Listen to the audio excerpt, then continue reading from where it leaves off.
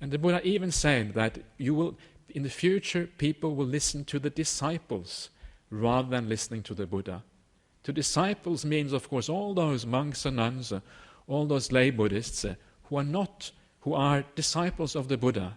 But even they, the Buddha said, you don't know exactly what they're teaching. You don't know whether what they're saying is in accordance with the word of the Buddha.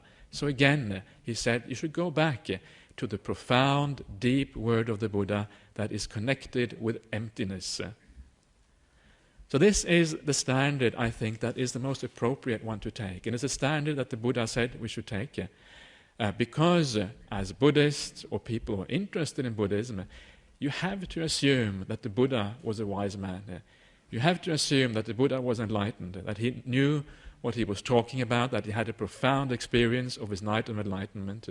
If you don't assume that about the Buddha, if you think the Buddha didn't know, then there is no Buddhism. Buddhism relies on the fact that the Buddha was enlightened.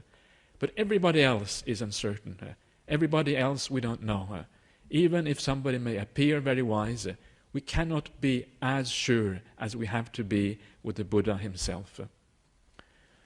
So that is essentially where we should place our faith and where we should place our sense of what original Buddhism is all about. And for myself, as a Buddhist monk, I sometimes reflect to myself, well, what sort of teachings should I give? I sit up here and I get the chance to talk to lots of people, and I have to be very careful what I say. I don't want to misrepresent the Buddha. And I reflect to myself that, well, any authority that I have as a teacher, I get from the Buddha. If I sat here, if I didn't have a shaven head, I didn't wear the Buddha's robes, and I didn't have an alms bowl, and I wasn't part of the Sangha, nobody would take me seriously. They would just think, who is this guy? What does he want to say here? And fair enough, that's probably what they should say. They'd probably be right. It is because I'm a Buddhist monk and because I'm part of the Buddhist tradition that I get a certain authority as a Buddhist teacher. If I didn't have that, if I wasn't a Buddhist monk, I wouldn't have that authority.